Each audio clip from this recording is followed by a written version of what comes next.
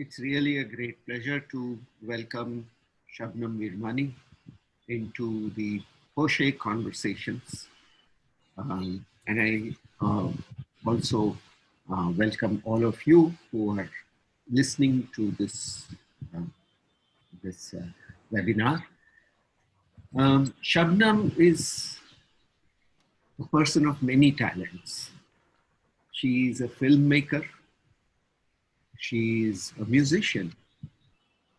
She's a teacher. She's a researcher.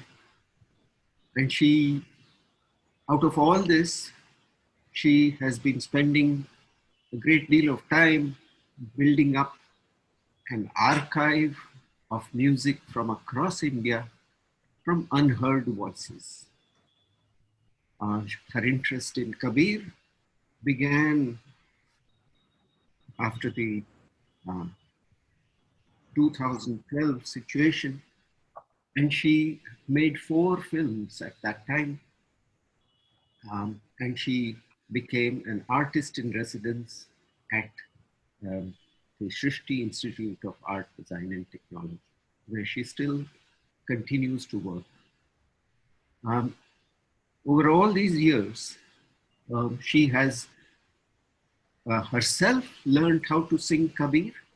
She has learned and shown great ability to sing baul singing, and she continues to explore all the modes of expression that our people have evolved over the centuries. In particular today, her talk, the title of which I gave as Ajab Shahar, is a talk about both the city and the body, and about Kabir and all the other great people who have thought about this wonderful yet problematic manifestation in the world. Shabnam, welcome, and please begin your talk. Thank you so much, Chaya. I have recorded something yesterday. I think it's about 45 minutes, and it ends with a song along with my student Swagat. So I request you to play it, and I look forward to the conversation later. Studio. I will run you through this presentation through some images that come up in Kabir's poetry around the idea of city. And as you know, Kabir was very much a man of the city. He belonged to Varanasi, and his poetry abounds in images of Shahar, Nagar, of steps, of palaces, of garh or fort, of rivers, of ghats, of the marketplace. So these are the images I'm going to take you through to kind of create a poetic space that hopefully will open up for you to imagine the cities that Kabir imagined in his poetry. And I'm quite intrigued to hear about the title of your studio, which is Poche, which Chaya told me something about and which I read about, which said Poche is those parts of the architectural plan that are invisible, but make the experience of the visible possible. Those not immediately visible to the eye, but are important to create the experience of the visible. And interestingly also, the Poche is the darker part of the architectural plan. So in a sense, to me, both these ideas resonate with a Kabirian gaze or a Sufi gaze, because the Sufi will ask you always to go beyond the Zahir to connect with the Batin, the Zahir being the manifest, the tangible, to the hidden meaning or truth that glimmers beneath the surface, which is the Batin. Or Kabir might put it as the Sagun and the Nirgun. And also the darker part of the architectural plan is often that aspect of our self, that is the shadow self, that is not visible sometimes even to us, that the bhakta or the Sufi will insist that we get in touch with. So I'm going to start here with an image from a Kabir song that really inspired us, which said, थारा रंग महल में अजब शहर में आजा रे हंसा भाई निर्गुण राजा पे सिरगुण सेज बिछाई. And I'm going to try and share also in text form all the poems that I share with you here today, because sometimes it's good to get the text as well, so that the poem as it comes out of my mouth doesn't just disappear before you could grasp it. So give me a moment. So here's the poem. थारा रंग महल में अजब शहर में आजा रे हंसा भाई निर्गुण राजा पे सिरगुण सेज बिछाई. Come swan, Kabir is referring to us as Hansas, our swan soul, and inviting it into this Rang Mahal, this palace of delight, what he calls an Ajab Shahar, a wondrous city or a strange, unfamiliar city, where an invisible king reclines on a bed of form. And why Ajab? Why strange? Why unfamiliar? Because we may think we know who we are. This is my name, this is my religion, this is my caste, this is my nation, this is my hometown. But Kabir will push you. He will say, who are you truly? Beneath all those labels and narratives that you tell yourself about yourself and you tell the world about yourself, who are you really? He will ask you to penetrate deeper. And you may find yourself in an uncharted land if you respond to this call. An Ajab Shahar with no GPS. And I want to quote a very must poet called Dr. Seuss, who says, you will come to a place where the streets are not marked. Some windows are lighted, but mostly they are darked. A place you could sprain both your elbow and chin. Do you dare to stay out? Do you dare to go in? So this invitation into the city of the self can bring us to this place where alien streets signal a town we have lived in but never really set out to explore. There are many insights. Rivers course up and down. In a pool of clear still waters, a lotus blooms.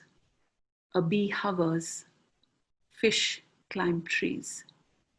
There is a king, but we cannot see him. He reclines resplendent in a palace of 10 gates and a pillar of air. Jogis patrol the gates. A slippery path wends upwards towards a peak. Bands of 5, sometimes 25 dacoits lie in wait to ambush us in daylight. There are many strangers to acquaint ourselves with here. The mind, the heart, senses, breath, awareness. And to catch a glimpse of that invisible Raja, that Nirgun Raja of this city of the self, may require a trust in reversals, in going beyond that which is apprehended merely through the rational intellect, beyond the sensorial and the sensical. So Kabir says, Nirgun aage sagun nache, baje soham tur, chele ke paun guru lage, yahi achambhapur. Form dances before the formless. The drums of oneness resound.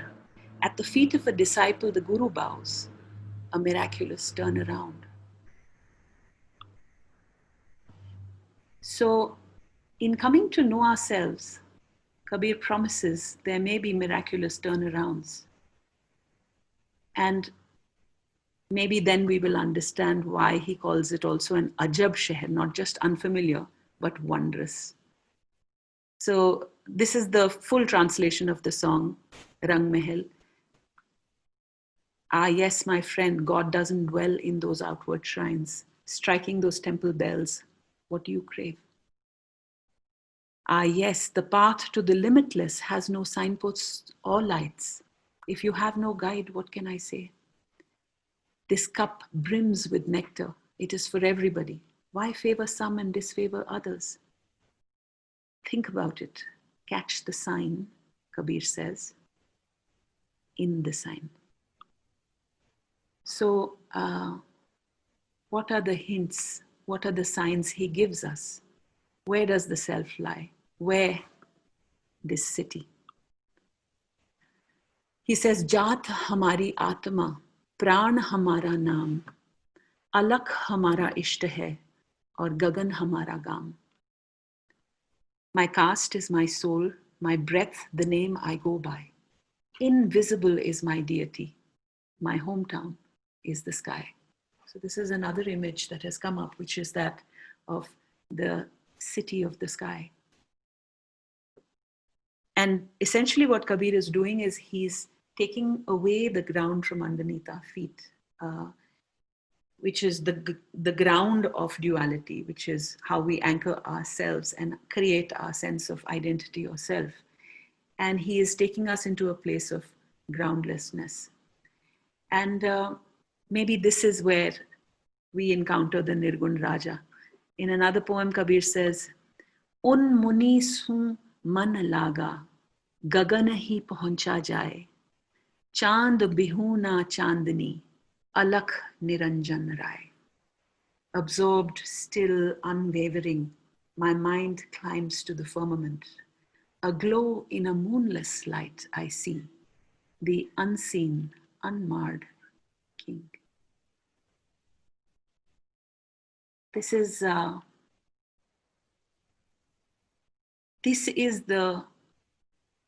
self Kabir is inviting us to connect with. And repeatedly the image will come up of the sky, that glorious metaphor for unboundedness, our own capacity for limitedlessness, that which is uncontained in us. And importantly, this intangible can only be grasped or experienced through the tangible. So where is the sky? It's in the body.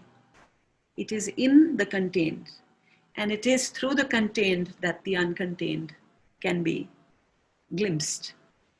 And I guess this is why the body becomes sacred for Kabir. And this is another image of the city in Kabir's poetry, which is that of the body as the holy city, because it is only through the body that we connect with something that goes beyond it. So here he will say, Man Mathura Dil Dwarka, Kaya Kashi Jan, Das Dware Ka Pinjara, Yame Jot Pichan. Mind Mathura, heart Dwarka, your body a holy city. In a cage of 10 doors, find here itself luminosity. So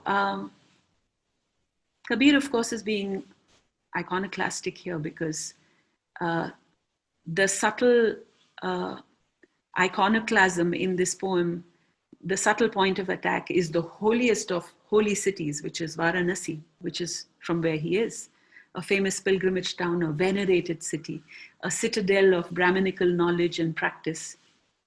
And Kabir will insist that the true site for pilgrimage is the Kaya Nagari. This is the site of possibility, of experience, of love. Ghat mahi avaghat paiya, avaghat mahi ghat. Kahe Kabir paracha bhaya, guru dikhai baat. In this body, a perilous path. In this peril, the goal. I know it now, says Kabir. My guru showed me this road. So So I'd like us to begin this journey into this holy city, this Kaya Kashi, this Ajab Shahar that Kabir is inviting us into, so that we may begin to understand the self, led on by our guide, Kabir. So the first image that comes often in Kabir's poetry, of course, is this as a Rang Mahal, a palace with 10 gates, the gates being the orifices of our body through which we transact in sensory ways with the world. And sometimes in Kabir's poems, you will find the gates of the city being patrolled by yogis, which I like to think of as sentinels of mindfulness, because they stop and screen all visitors who seek entry. And who are these visitors? Impressions, stimulations, nourishments, intoxicants, pleasures, ideas. So Kabir will say, be vigilant. Who is entering this Kaya Nagari?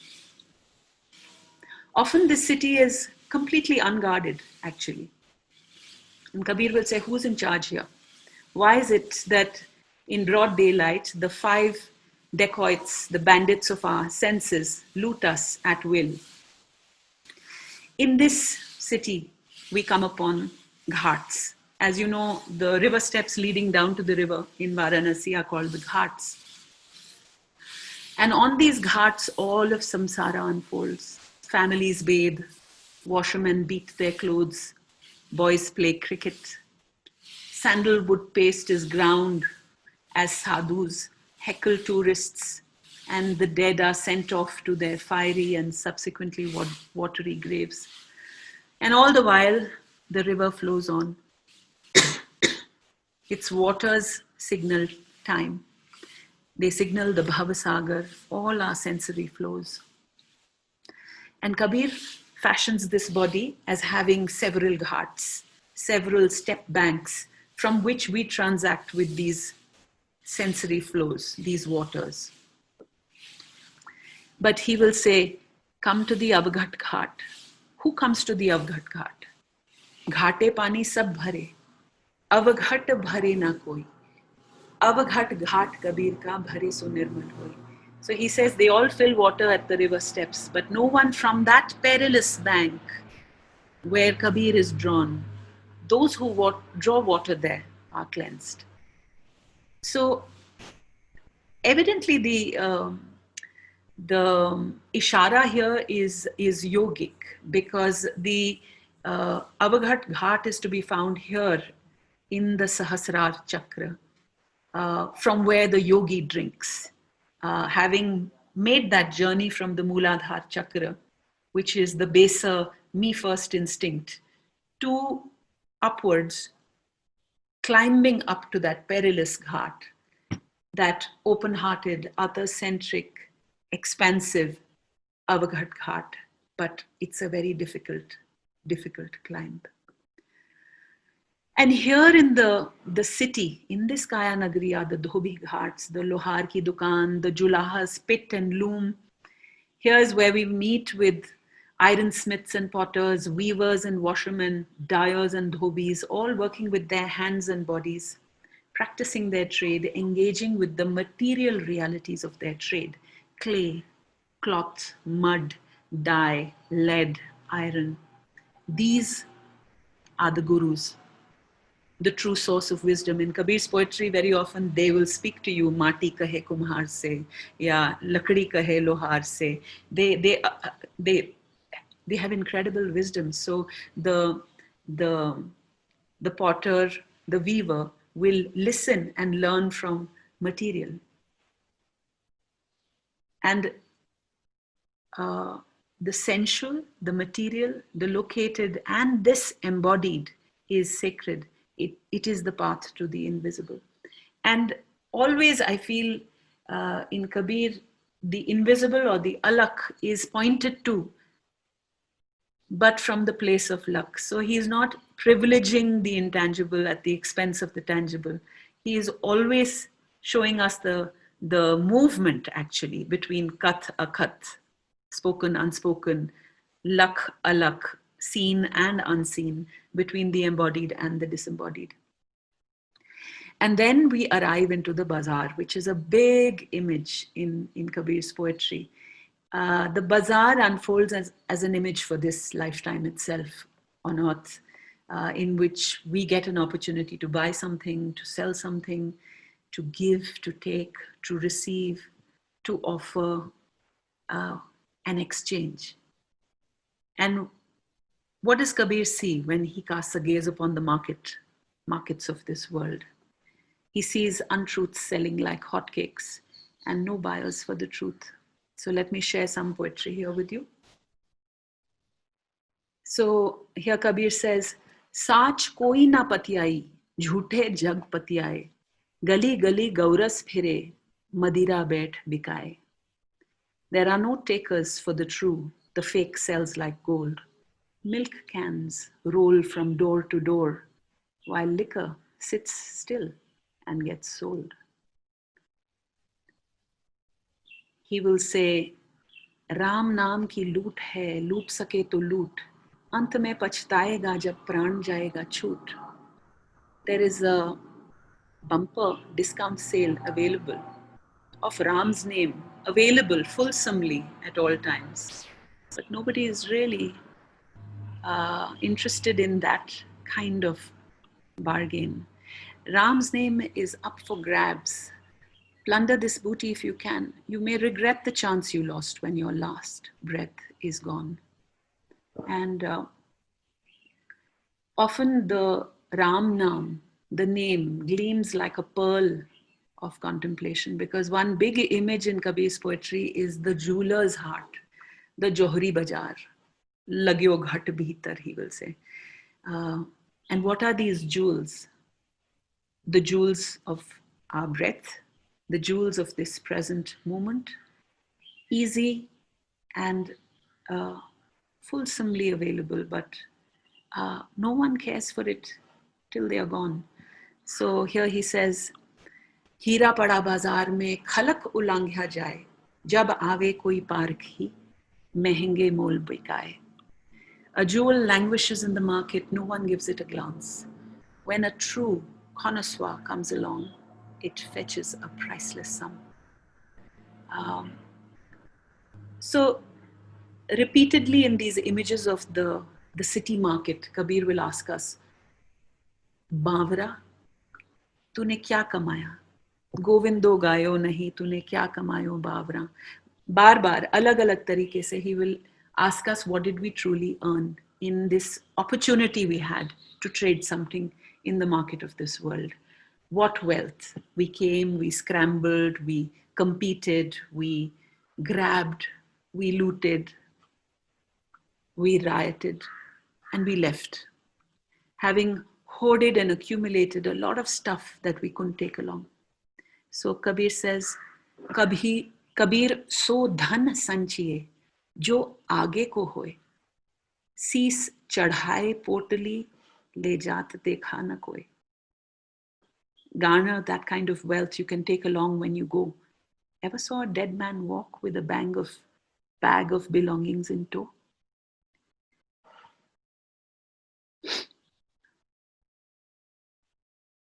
Which brings us to another pretty dramatic image of the city in Kabir's poetry, which is Sadho Dekho Murdon Ka Gaon, where we see a bustling, milling hubbub of people. Kabir sees dead men walking. So here he says, Sadho ye murdon ka gaon, पीर मरे पैगंबर मरी हैं जिंदा जोगी, राजा मरी हैं पिरजा मरी हैं वैद और रोगी, चंदा मरी है सूरज मरी है धरनी आकाशा, 14 भुवन के चौधरी मरी हैं इन्हों की का आशा, 9 मरी हैं 10 मरी हैं सहज 88, 33 कोटि देवता मरी हैं बड़ी काल की बाजी, नाम अनाम अनंत रहत है, दूजा तत्व न होई, कहे कबीर सुनो भाई साधो भटक मरो मत कोई. Look, seekers, a city of corpses. Sages die, prophets die, they all die, the robust ascetics. Kings die, their subjects die, doctors die, and so do their patients. The moon dies, the sun dies, so does earth and sky. Bosses of 14 worlds die. What hope of help from them? The 9 die, the 10 die, the 88 die easy too. 33,000 gods die, snarled by death's noose. The name with no name lives on. Now that's an eternal truth. Says Kabir, listen, seekers, don't die just wandering about. So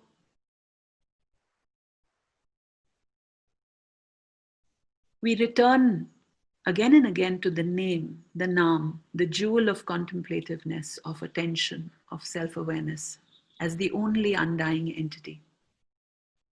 Sometimes Kabir will evoke the image of death in the city as a plundered city. He will say, Kauna thagwa nagariya lutal ho. He will speak of a thief that will steal into this body city. No matter all your defenses, death will find a way in. Because all things that are erected must fall or crumble. Jo chune wo dahi pade. So he will say, Kabir नौबत आपनी दिन 10 लई बजाए ये शहर ये गलियां देखे ही छूट जाए. The drum rolls of the self beat for just 10 days. It will vanish in a flash, this city, its alleys and ways.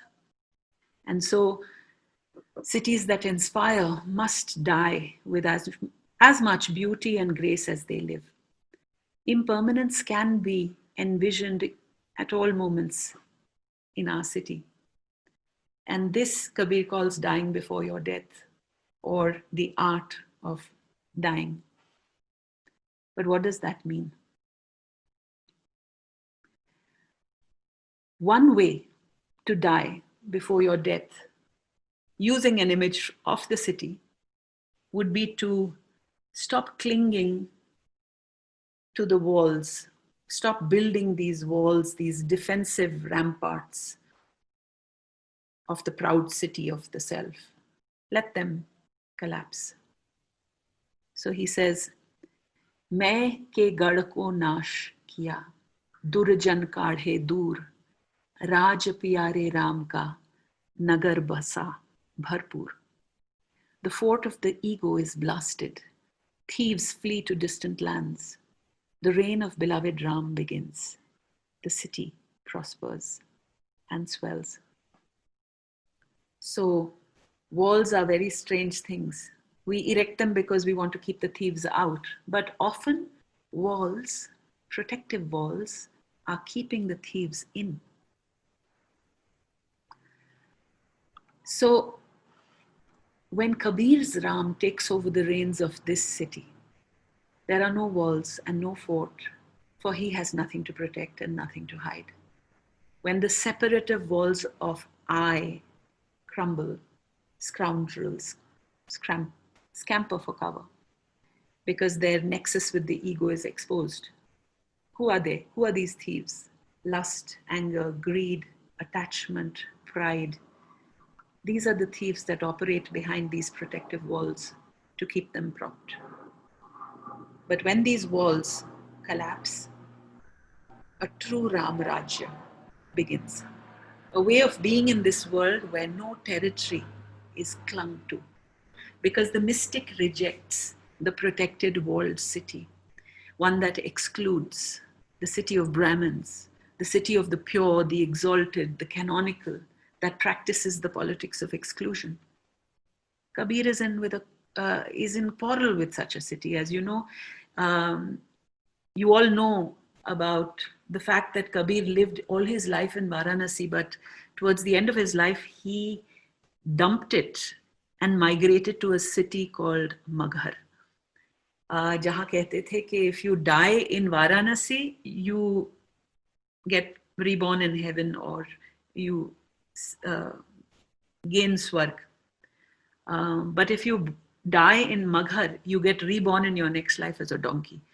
So evidently, Maghar is the city of the reviled, of the dispossessed, those ridiculed to a bleak karmic future. Varanasi's shadow city is Maghar, that which is treated as the other. So Kabir demands that we go there, we look within, we confront, embrace, and include that shadow self. And this idea of looking deeply within also comes up in a very beautiful image in Lalon Fakir's poetry for the city, which is Arshinagar, which is the city of mirrors, where he says, a neighbor lives, but I can't see him. You know, the act of acquainting yourself with this mysterious neighbor who lives in this city of mirrors is the act of coming to know the self, befriending the stranger within. I'd like to tell you now a story from uh, the poetry of Sindhi Sufi called Shah Abdul Latif Bhetai, because the idea of a city with which is plundered or whose defensive walls have collapsed uh, resonates in Shah Latif's poetry in a very interesting way in this one particular story.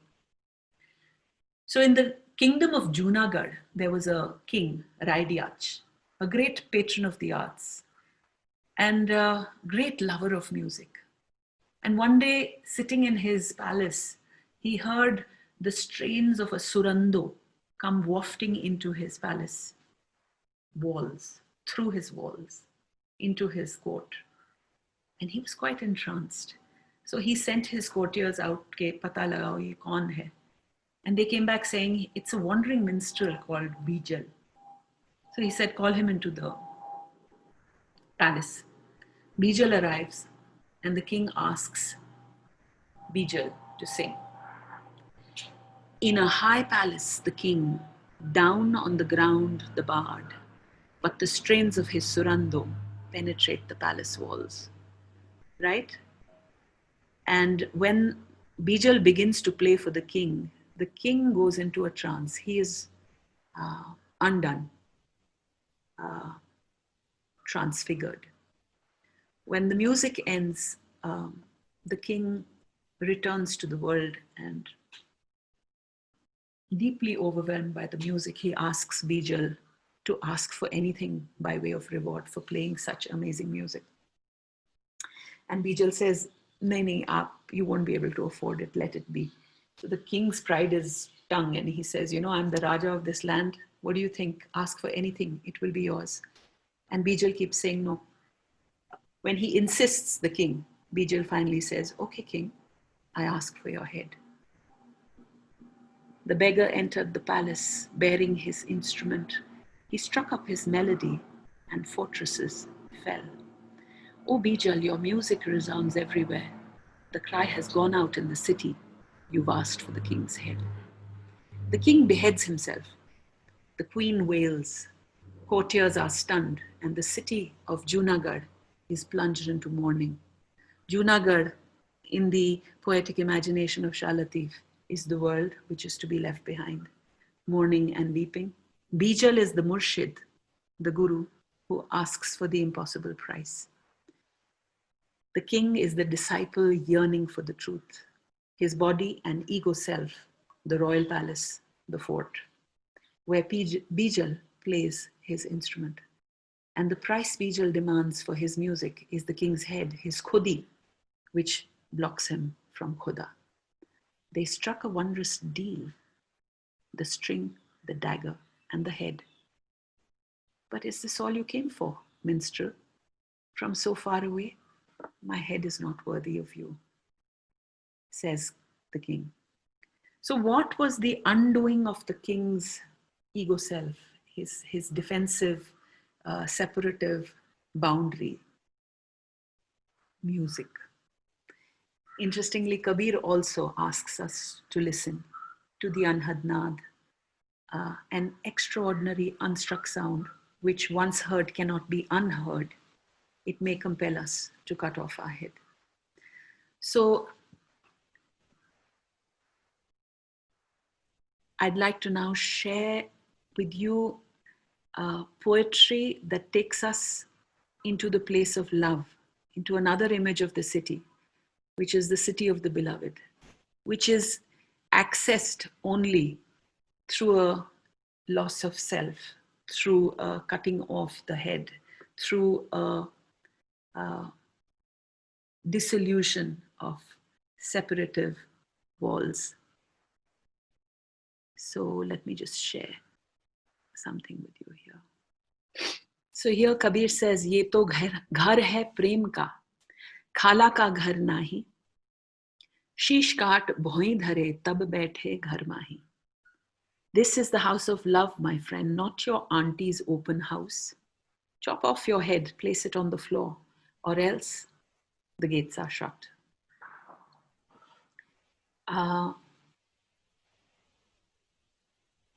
This house or city, the Sai Ki Nagari, is a place we yearn for, a deep yearning, a deep sense of separation from this space beyond.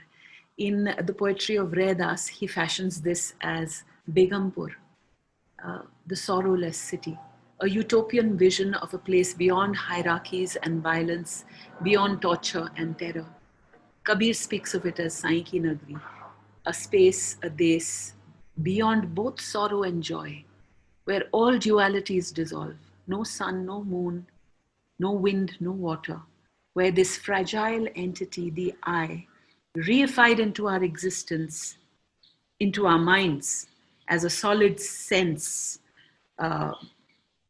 positioned in the hard, solid dualities of this world, when this dissolves, collapses, gives way, the gap between self and the other dissolves, the gap between self and beloved dissolves, and the fortress collapses into emptiness. And Kabir says, शून्य गढ़ शहर शहर घर बस्ती कौन सूता कौन जागे है लाल हमरे हम लालन के तन सूता ब्रह्म जागे है. Empty fort, city, home, dwelling, who's asleep and who awake? The beloved and I merge into one. The body slumbers, the spirits awake. So here we come up with another image of the city in Kabir's poetry, which is Shunyagarh Shahar, which to me has very clear Buddhist resonances, because that is what we are invited to do, is to experience the space of the body as emptiness, because we tend to experience the body as autonomous, separate, solid, an independent entity to which we relate with a great sense of ownership, my body, my city. But truly speaking, the Buddhist will say, or Kabir, it is empty of such attributes. It is but one node in Indra's net. It is arising codependently, being born in every moment and also dying in every moment. And which is why in this recognition of emptiness, of autonomous, independent existence, in this recognition of emptiness is a fullness, a connected to everythingness. And that is why in this city, the cosmos, fractal realities unfold. The ocean is in a drop, and in a pot, 9 million stars. So let me not try and speak of it. Let me just share the poems with you. खेल ब्रह्मांड का इस पिंड में देखिया, जगत की भ्रमणा दूर भागी, बाहर भीतर एक आकाशवत, सुषमना डोरी तहां उल्टी लागी. पवन को पलट के शून्य में घर किया, धर में अधर भरपूर देखा, कहें कबीर गुरुपुर की मेहर से त्रिकुटी मध्य दीदार देखा. I saw the play of the cosmos in this body. All fallacies and figments of the world are fading. One sky stretches outside and in, hanging upside down in the center, a string. My breath pulled upwards. I made a home in nothing. Emptiness flooded my body to the brim. With the grace and the wisdom of the whole, Kabir says, I got a vision where those three peaks rise within. And he also says,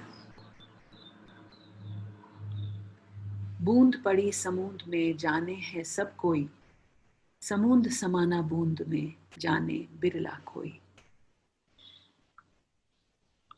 A drop falls in the ocean, everyone agrees. The ocean held in the drop, a rare one sees. And so I want to end now with an image of a city that comes frequently in Kabir's poems, to which we are constantly invited, which is Amrapur, the city of eternity or timelessness. And we tend to understand Amar is as that which cannot die, that which is everlasting. But as I learnt recently from a scholar, Ravi Ravindraji, the eternal is distinct from the everlasting. The everlasting is still positioned in the idea of linear time, where we want something that we have to last forever. Whereas the eternal or the timeless dimension happens when we step off the conveyor belt of linear time. And in Amrapur then, time begins to play games with us. So Kabir says, सबसे पहले हम जन्म्या, पीछे बड़ा by, धूम धाम से पितारे जन्म्या, सबसे पीछे माई.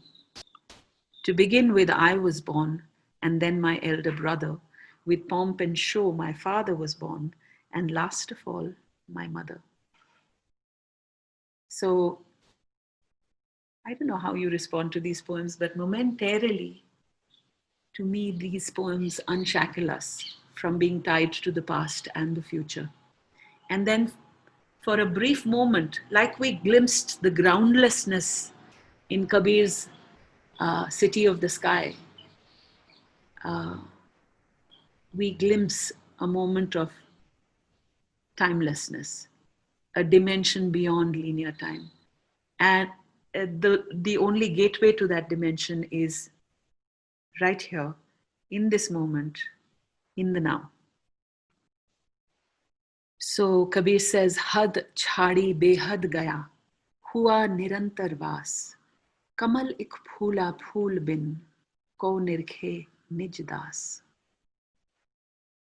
I leave the small, leap into the vast, find home in a ceaseless now.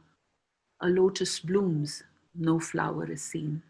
I sit back and say, wow. And it is in this wow, or you could say vah, that are held all the possibilities of this Kaya Nagari, this Ajab Shahar, where truly love becomes possible.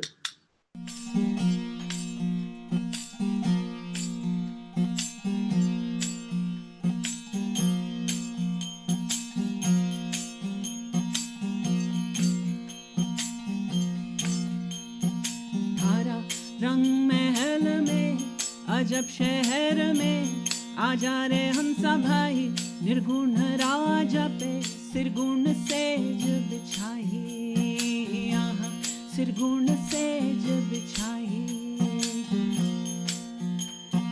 Meena रंग महल में अजब शहर में आजा रे हंसा भाई, निर्गुण राजा पे सिरगुण सेज बिछाई, यहाँ सिरगुण सेज बिछाई.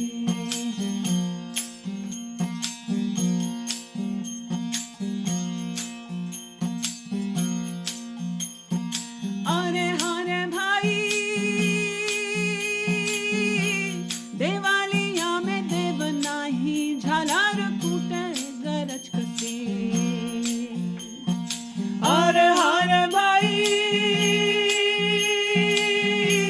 मंदारिया में देव नाही, झालार कूटे गरज कसी.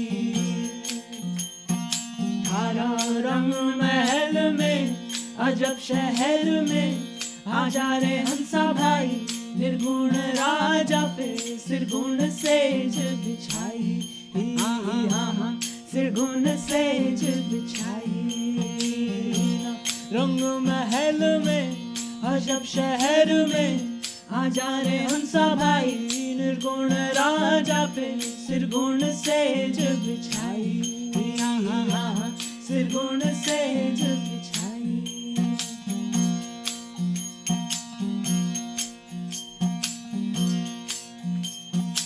अरे हरे भाई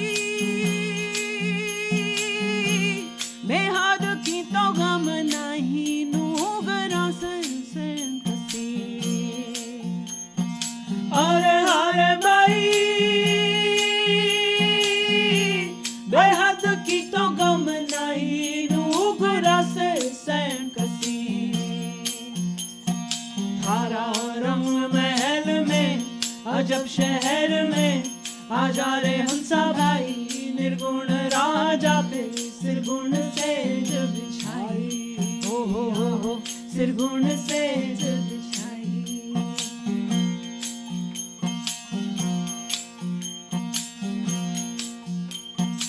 अरे हरे भाई अमृत पियाला भर पावो भाई लास भ्रांत कसी अरे हरे भाई अमृत पियाला भर पाओ भाई लास भ्रांत धारा रंग महल में अजब शहर में आ जा रे हंसा भाई निर्गुण राजा पे सिरगुण सेज बिछाई ओहो सिरगुण सेज बिछाई ना रंग महल में अजब शहर में आ जा रे हंसा भाई निर्गुण राजा पे सिरगुण सेज बिछाई सिरगुण सेज बिछाई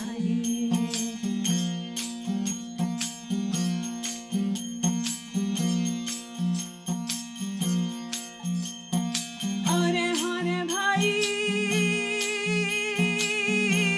काहे कबीर विचार सैण माही सैण मिली अरे हरे भाई कहे कबीर विचार सैण माही सैण मिली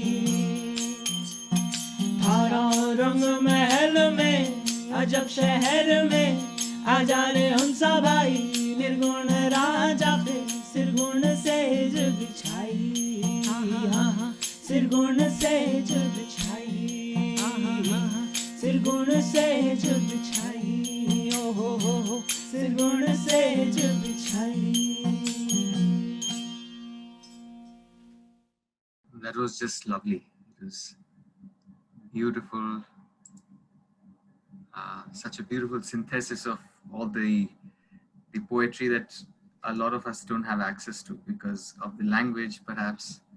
And it just, it was very beautiful. Thank you so much. Thank you. Thank you.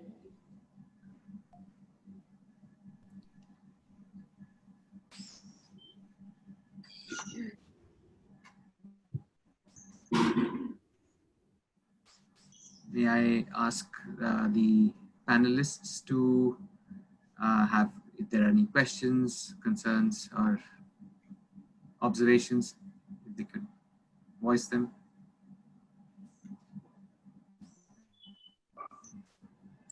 Hi, Shabnam. Nice to see you.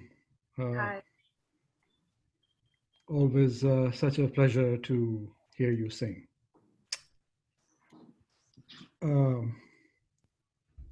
And I was just thinking, I mean, it's great to conclude with the singing because it sort of manifests the concept, I suppose, of who was it, Bijal, who sort of penetrated through the citadel walls. Mm-hmm. And one can imagine that, through the music, one can penetrate through the citadel walls of Zoom and COVID and coronavirus and with the help of a little bit of technology.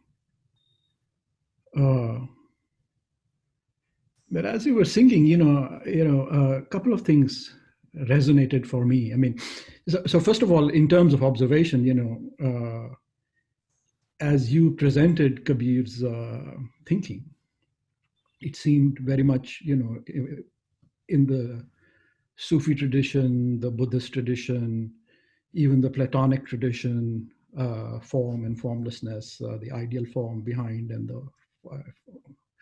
the false form in front. You think of Plato's cave, and so it seems to belong very much to a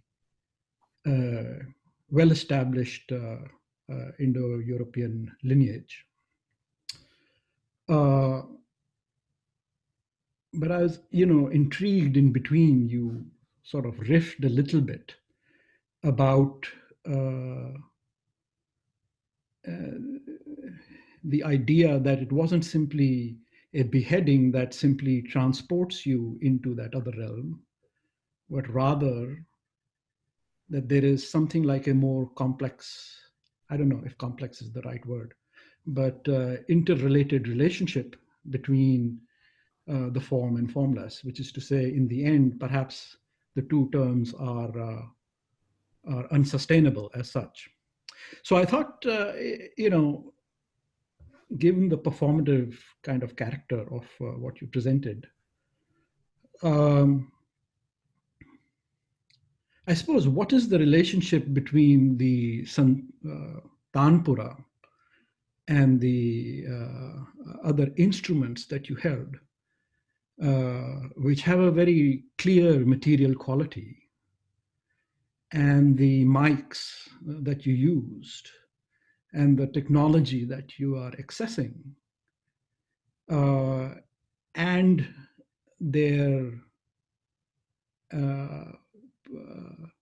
portality, their transportation capability to the music.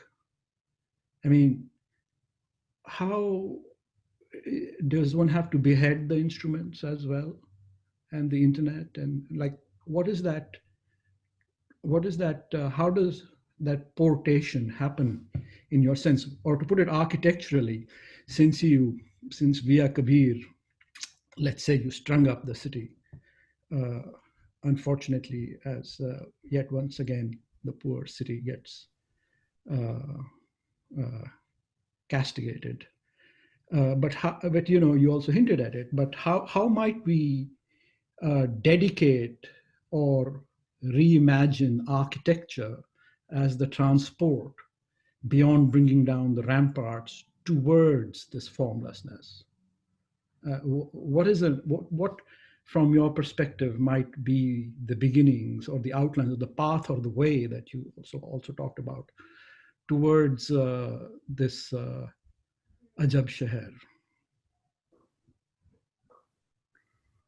So, my God, so many questions there, nothing simple. So I'm just going to wax eloquent and respond in a free-flowing way. I don't know if I'll very pointedly answer your questions, but I will try. So very rightly, you do draw attention to that riff I make in between, which I think is a very important riff, which I believe is very important, because we are not talking about a philosophic or a spiritual tradition that is exalting a beyondness. We are talking about a movement between form and formless. I do not think Kabir is at all any moment denigrating the body or the city to create some floaty space of some transcendent soup in which we all merge and lose our identity, our flavors of living. He would never sacrifice the flavors of life, living, of particularity for some sort of city of the sky, is in the body. So it is what, like in one doha, he says, Sargun ki seva karo, nirgun ka karo gyan, सगुन दोनों निर्गुण दोनों के परे तहां राखो ध्यान. To translate that, he will say, love and serve all shapes and forms, but always, always cognizant of the formless. And in that space between form and formless, bring your awareness to rest. So, what does that mean to bring your awareness to rest in that space between form and formless? What does it mean? It means coming alive to the idea of impermanence. It means dancing along every time you die, every time things die. It means not creating things that die badly, not creating things that we cling to or that just die in unsightful ways around us. It means recycling. It means having an attention and regard and love for the fact that this beautiful thing that you have created is going to crumble for sure. And when it crumbles, can it crumble with a sense of beauty?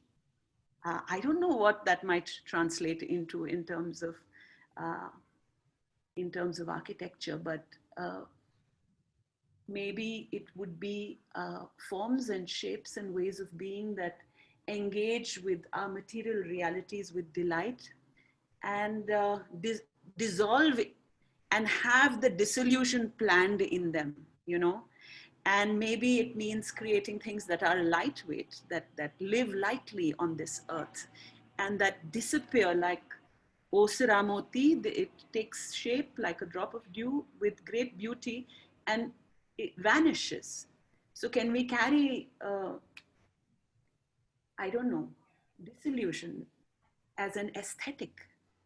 Can we elevate the idea of uh, not just making beautiful things, but delighting in the making and unmaking of things?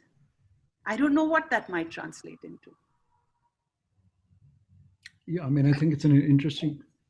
We tend to stay fixated on form. We tend to stay fixated on, you know, producing with scant regard for the fact that it will die.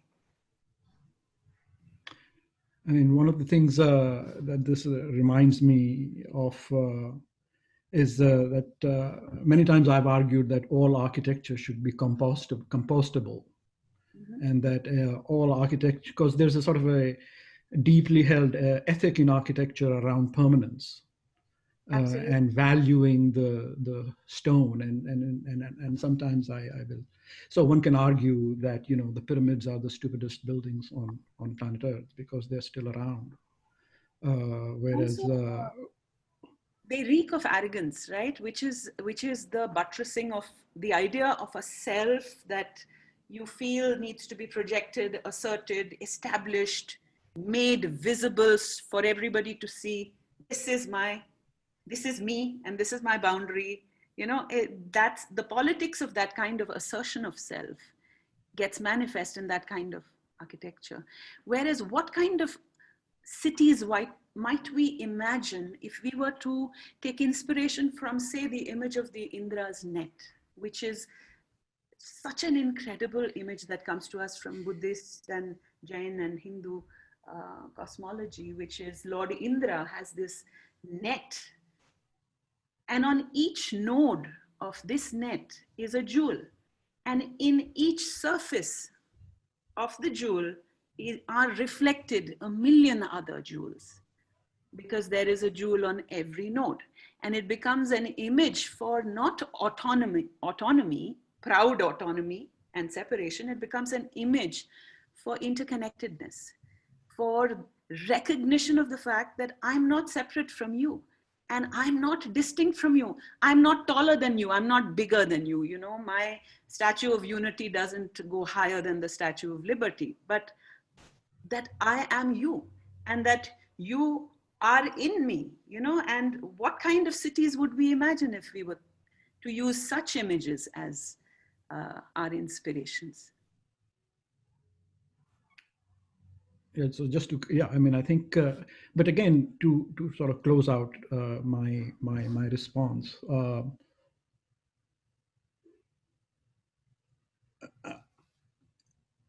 see what I'm trying to see, how might one, advance this thinking, this sort of long lineage of Platonic, Buddhist, Sufi kind of thinking into the 21st century. And I mean, so two tangents, and then I'll leave it over there. Yesterday, was it yesterday? Day before yesterday, for instance, we were introduced to the idea of the city as a sensual body, and as the description of Lanka, for instance, and Kishkinda, which were set up as counter propositions in the Ramayana to, of course, Ayodhya. So I thought that was an interesting way to sort of advance the conversation from an opposition of in and out, right?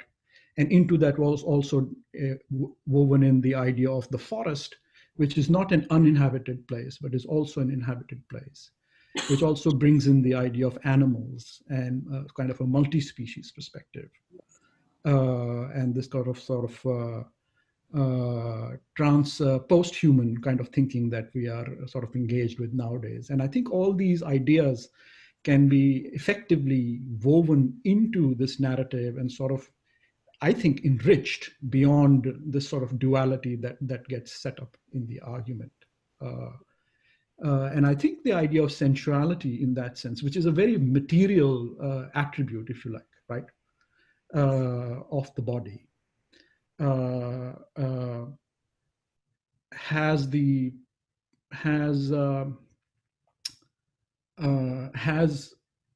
is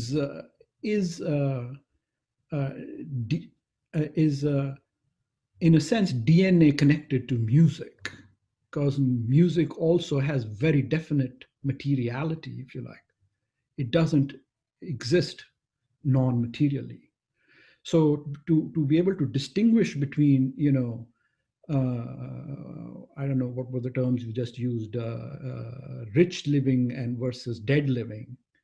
How does one do that? How does one explain that? Or how does one even begin to theorize that? I think is available possibly through these kind of additional portals, I think. May I say something? Yes, please. I'm sorry, I'm butting in, but I'd like to thank you for a most wonderful presentation. I mean, not only was it inspiring, but it was also it's sort of enchanting. Exactly what Kabir asked us not to do, be enchanted. But I think the kind of dialectic that has been raised here is perhaps not, can be easily resolved, because the thing about the city, which is formless, is that what you have to do is to one think about inhabitation, not think about the city as an object, but think about inhabitation. So all the wonders of inhabitation and the disillusionment of it, all the panoply of life itself is what the city holds for all of us. And I think, Kabir really points it out in the most poetic of manner, and you have rendered it most beautifully in your music. Thank you very much for that. Thank you. Yeah, I think to bring back the Doha, Nirgun Aage Sagun Nache, Baje Soham Tur. There is no putting down of either. It is the Nirgun platform, the stage that makes a dance possible. And that dialectic or duality begins to collapse. And like you have said, maybe to think of inhabitation. But I think also that poetry has to be heard and it has to dwell deep inside rather than immediately brought into line with some form of framework. And I think the poetry that you talked about and the stories that Arshia told, both are of a kind which need to affect the manner in which we practice, the manner in which we work, rather than become sort of tools with which to measure whether we have got it there or not. And I think this is something very important to keep in mind, that it's poetry, that it's a story, and it's got to work from within rather than be uh, sort of argued about, I think. So I'm quite happy just to remain where you have last left us and return back into the original journey that you started and come back and move around in that space for a while. And then maybe something happens. I don't know. Yeah, I appreciate that. Thank you. I think what you are referring to, Chaya, in some ways is, we've done workshops with teachers and educators uh, um, in the hope that, inspired by this poetics, ways of bringing this into our education system might emerge. And there have been moments in our discussions and conversations where um, the idea has emerged that, it's not about using this poetry instrumentally to speak about caste or religion or whatever, what have you. Point is, can it work on you? Can it enter your DNA and do something that is wordless? And I think that is what you are. Yes, yes. To. And then something happens, and who knows what happens, but it manifests, and you probably won't even see the cause leading to the effect. And the other thing that comes to mind is that very often in these discussions about Kabir, we would reach a point in the argument where I would say, can we just sing? And we would stop the conversation, and we would stop and we would all sing. And things would resolve themselves wordlessly. The argument or the collective meanings would shift, but wordlessly. So without wanting to make this a conversation stopper on this panel discussion, I think the point nevertheless is to recognize the power of the Akat Katha. And to pay it due regard with a deep knowing. It's not being anti-intellectual here. It's actually moving into another dimension of thinking. If I could add something here. I was listening this morning to a podcast, which was an interview with Mary Oliver. And at one point she says, drowning in my misery, I walked to the shore and I plaintively asked the waves, what should I do? And the ocean in its lovely voice said, excuse me, I have work to do. and I think that goes very well with Kabir's statement about everyone seeing the drop in the ocean, but the rare one seeing the ocean in the drop. And transferring this metaphor to the city has its own vibrancy, its own potential, it has its work to do. And to deal with that, you have to come to terms with the city within. And how do you do that? And then tying that to what Louis Kahn said, that great architecture starts with the unmeasurable, has to go through measurable means while it is being designed, and must end with the unmeasurable. So really the challenge is how you know the unmeasurable, and you know it only in that reality within you that Kabir is talking about. It's not something, it has to be lived, and you have to live it and use your body as an instrument to live it. Yes. And then can you carry the impact of that to develop a mastery when you design to see how you transfer, not transfer is the wrong word, but how you start constructing those unities. So I think to try and resolve this intellectually is always problematic. It's how you can live with a certain authenticity and then design with that same authenticity, because you see that authenticity in the inhabitant for whom you are designing. Yes. I, I could also build on this because thank you very much for your presentation. It prompted a lot of reflection for me. But building on this theme of perhaps this way of living, it has to be a way of living or being where we are indulged in the constant process of reflection. It also prompted me to think about spaces for arts or for poetry or reflection in maybe spaces or just the role of arts and poetry in everyday life and perhaps also in education, and what role can they play in trying to promote this questioning for the practitioner or a philosopher, but also for the person who inhabits the space. So I'm trying to think about it from both the perspectives where, as a practitioner, be it a teacher or be it an architect, what role can this form of um, way of living or being play the kind of in the kind of processes one engages in trying to look at these formless slash form based questions, to look at anityata, to look at being mindfulness of biases or structural violence that might be offering. Um, and at the same time, there was a separate reflection which was linked to what you had said about listening and learning from materials. And that brought me connections that helped me draw connections where a teacher needs to connect with a student to know what to teach, where the two shouldn't be separated. Similarly, an architect would want to connect with the users or the inhabitants of the space to see what the space could look like. So to engage in the process of co-creation. But that just that led to a question where I was trying to think about what was your experience when you were recording the session for a Zoom call, as opposed to when you would have been performing it within villages with people. I wouldn't use the word for people, but with people, because I think it's a linked process.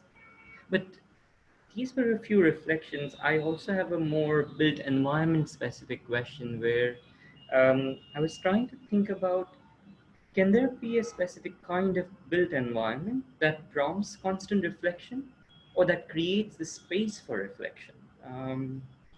Where the users or inhabitants of the space can engage in questioning rather than trying to define our way of looking at what the formless reality is, getting them to question their notions of formless reality or interconnectedness, or because a lot of architecture currently tries to hide certain boundaries, and how can these be made explicit?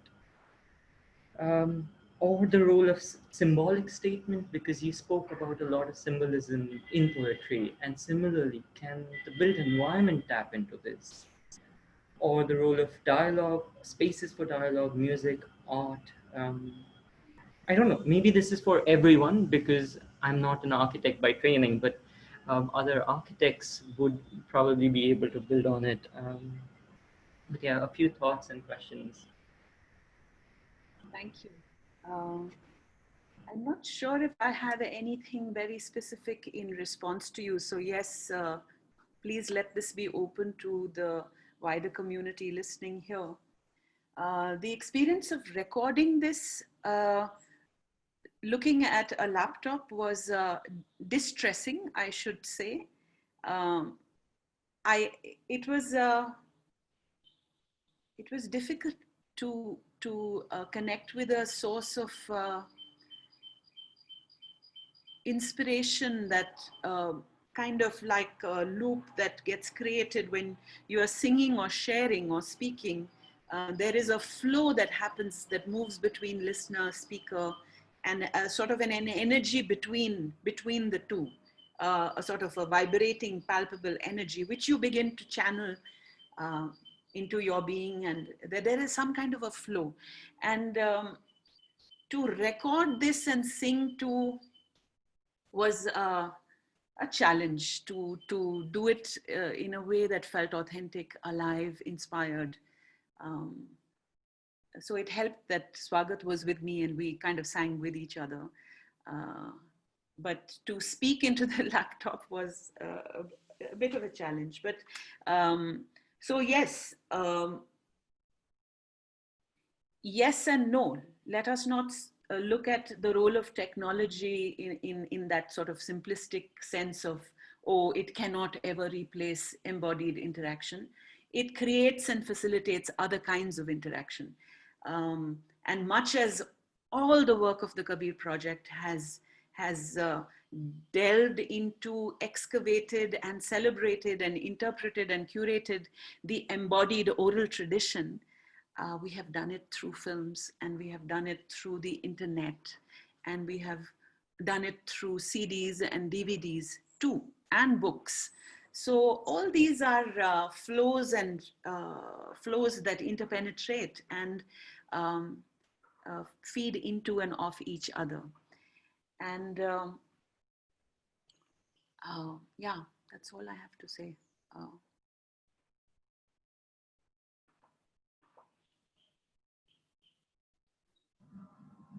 Are there any other questions? I think Shabnam has left everyone dumbstruck. Because it's, you carried us into some other space, you know, some other land. And from there, from far off, you will probably hear voices, you know, sort of calling out and saying, hey, Shabnam, this is one. and I think that was a most wonderful thing that you did, even though it was a recording, even though you had all the problems of speaking to a laptop, all those things did not. And I want to respond to somebody just now who said, you know, it was enchanting, and which was probably against the spirit of Kabir, because Kabir would not want us to be enchanted. That would never be true of Kabir. Kabir would insist on the enchantment of our gaze, on an appreciation of paradox, on an appreciation of that which lies, like I said, in the present presentation, lies beyond the sensical. He creates delight and enchantment and paradox, and insists that we in our anxiety to fix meaning, we lose sight of something that slips between fixities, you know, that space of uncertainty of this and this, not this or this, is quite a fertile ground of experience and insight. And can we dwell in it? Can we dwell in the enchantment of not knowing, not being certain? That's what a lot of this poetry will take you to. The recognition that when you are in that trembling place of being unsure, you are closer to something that is true than when you are sure and you say, ah, ye to ye hai. It's in that haan aur na ke beech mein jo kuch hai so hai. You know, Kabir says, haan kahun to hai nahi, na kahun to hai. हाँ और ना के बीच में जो कुछ है सो है. So can we, it makes us very uncomfortable because we want to cling to certainty. This is who I am. This is who you are. This is how it is. But to say, I don't know. In fact, I often feel that way about the emerging socio-political realities around the globe right now. And often people will say, what do you think? And really, I don't know. I often want to privilege, like, can we in the public discourse hear more people say, I don't get it. I don't understand. I'm flummoxed. I do not have a view. I don't have a position. Must we always know? I think it'll be healthy for all of us to say, I don't get it. Yeah, for that we'll have to go to that town near Banaras where Kabir went, because then in the next birth we can be donkeys. Then it's something. I think Well, Kabir answers that question when he says, "Pothi pad pad ke jag moha pandit bhaya na koi, dhai akshar prem ka pade so pandit hoye." No, and this is Prem and everybody. This is also the intent, the praxis of Ulat Bansi. This whole genre of poetry in Kabir, which is a kind of nonsensical, upside down world where nothing makes sense. And to begin with, it brings a smile on your face, right? It invokes the child in you who is able to delight in the nonsensical. Because that Ulat Bansi of his will often, these songs will end with fools don't get it, you know? And it makes you anxious, you know, when you hear it, like, am I the fool who didn't get it? And then you try and get it and he's laughing in his grave. Because as my friend Linda puts it about Ulat Bansi, the point of Ulat Bansi is to make you feel like a fool, you know, and to be comfortable with it. Because really the great truths cannot be made sense of so easily. Come on, let's not kid ourselves. These are grander inquiries. Let's give them some respect by saying, I don't know.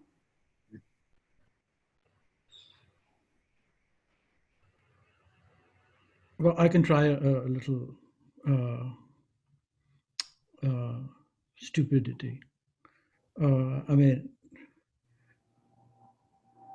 if one was to sort of look at this question of who am I, you know, very prosaically, and you look at it simply through the lens of physics, contemporary physics, you know, it's very difficult to know, you know, where you begin or where you end.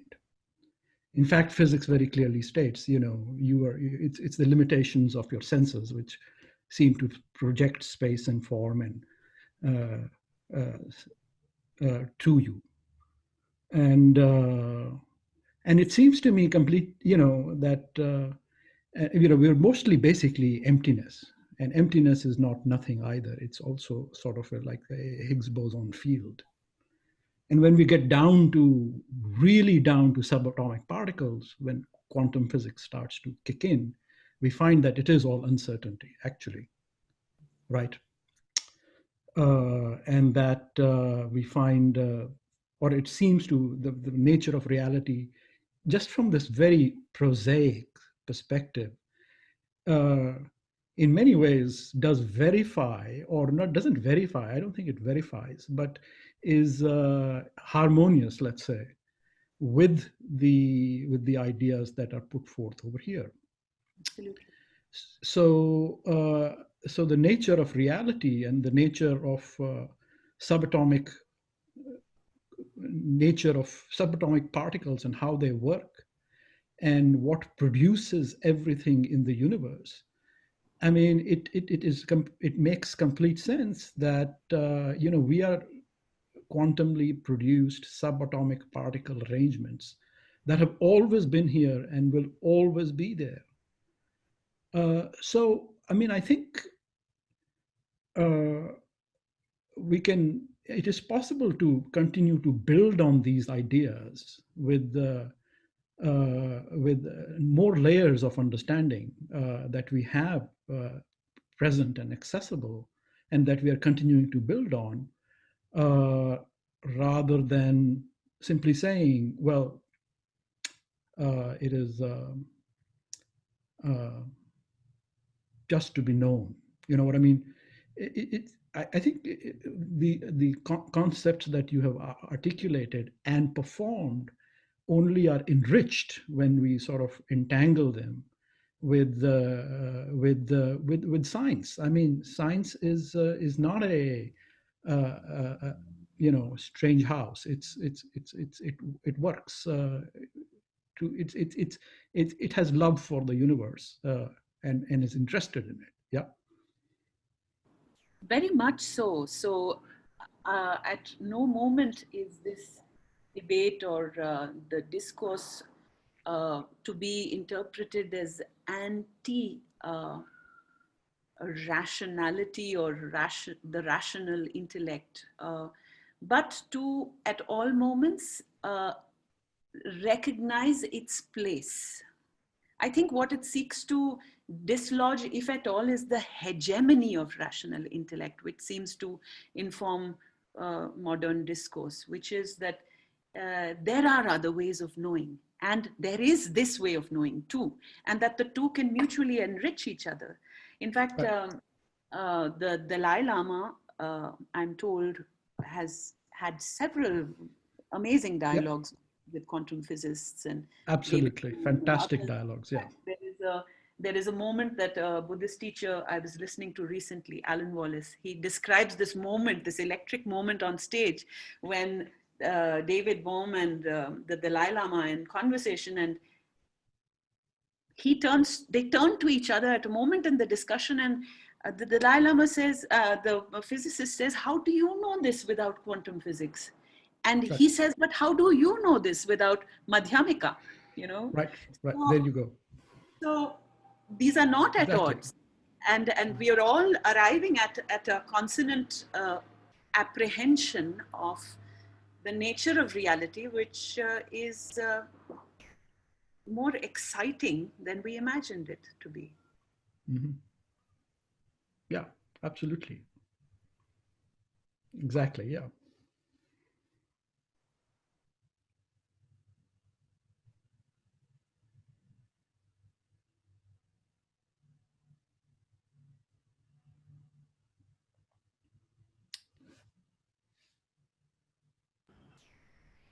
Sudipto, I think you're muted. We can't hear you. Sorry about that. I was just saying that if there are any other questions, if not, then it's been absolutely a fantastic morning today. It's been great having you, Shabnam. And it's So there is a question. Oh, there is a question. Please. Yes, yes. Yes, will you read it out, please? Yeah, sure. Shabnam, the question to you is, of course, there's great appreciation for the talk, but the question is, Smita asks, I would like to know, I would love to know more how you perceive the Ram Rajya Kabir talks about. Well, I think you've asked a question that was the original inspiration or moment that spurred me on these Kabir journeys to begin with, which was to kind of try and lock horns with this idea of Ram, and especially how Ram is deployed or mobilized by an extreme right-wing politics in our country today. And a particular militant image of Ram is projected, and very successfully. And who is Kabir's Ram? And to try and understand his notion of Ram is really how all these journeys unfolded for me. And I remember being very struck by a doha I heard in a village in Malwa, which says, "Ek Ram Dashrath ka beta, दूजा घट घट में बैठा, तीजे राम का सकल पसारा, और चौथा सबसे न्यारा." So you could translate that as, one Ram is the son of Dashrath. The second Ram is sitting in everyone's heart. The third Ram, from the third Ram unfolds this spreading universe. And the fourth is utterly other. Nyara, which is beyond what you can imagine. So it kind of opened up for me the idea that really Ram is a very rich, deep place of inquiry. And Kabir very skillfully uses the word Ram to hook you in to his philosophy. And then he subverts the commonsensical image projection of the idea of Ram, and opens it up from the particular to the universal, from an outer Ram to an Atam Ram. That comes up a lot in Kabir's poetry, that inner Ram. Um, and the idea specifically of Ram Rajya, I haven't personally encountered in too many poems except the one that I shared with you today, which I found very striking because it was talking about not building temples, it was talking about actually demolishing uh, any sense of pride or identity you may derive through the name of Ram. So I think it's very potent for the times we are also living in. Yeah, that's all I have to say. I think this was expressed very well in a talk I heard a couple of years ago by Prasanna.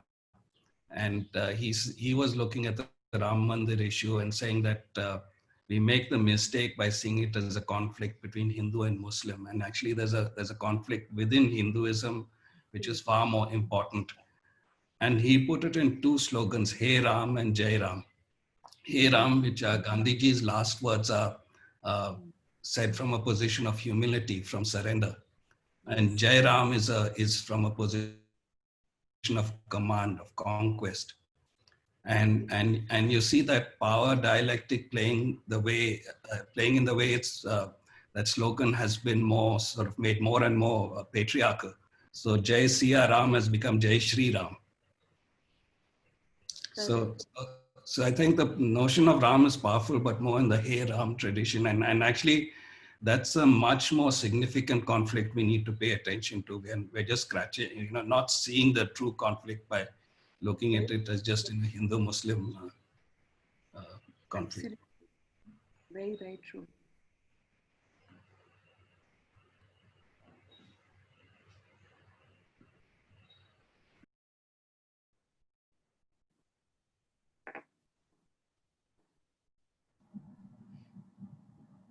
Sorry, anyone else?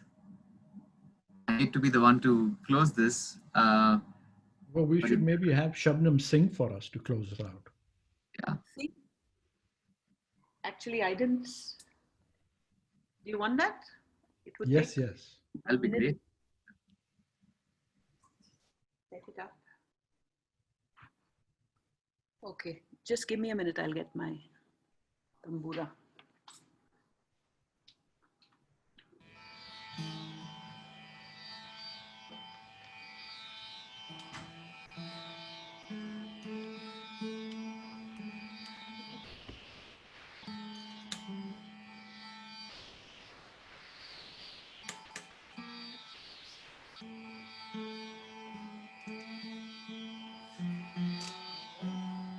Yes, I'm live. Come.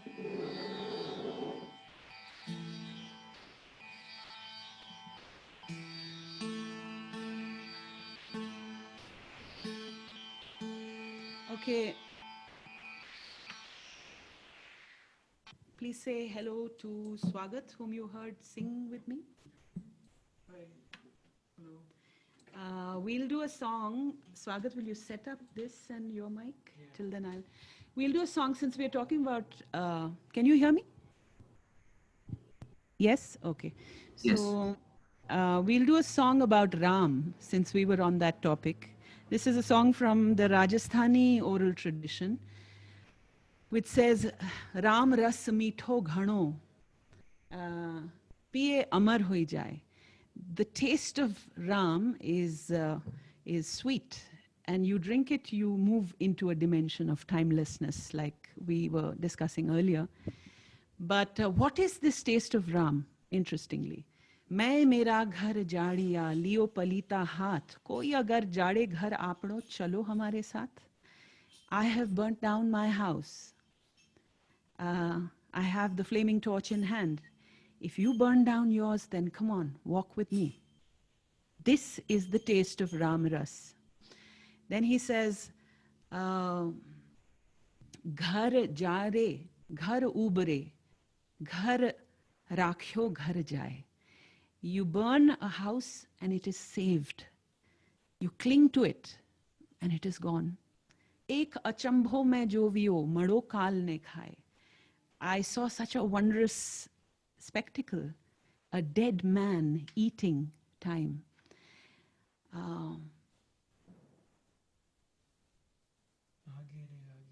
आगे रे आगे दव जले पीछे हरिया होए. Ahead the fire is raging, and in its wake the grass springs green. Balihari una rukhadi, jad kaate ne phal hoye. I am in a state of surrender to that tree whose root, when hacked, it comes to fruit. It bears fruit. Then he says, Dhruv piyo, Prahlad piyo, piyo pipe Ravidas, Bhagat Kabir yon piyo, pher pivanari as. All these mystics, Pipa, Ravidas, they all drank this Ramras. Kabir drank it too with a thirst that could not be slaked.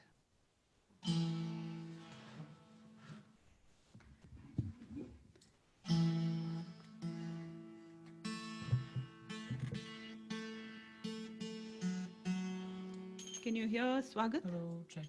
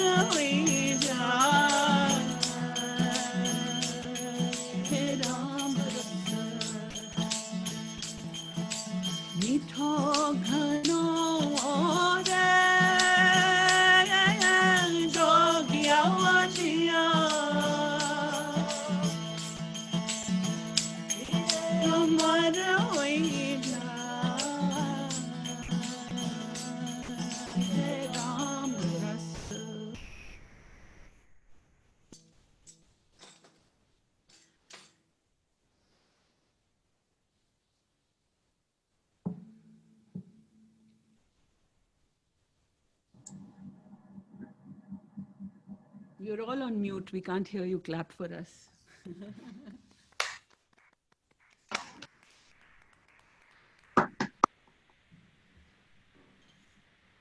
Thank you. This was a beautiful, wonderful morning. Thank you, Chaya, as always, for roping me into very enriching spaces.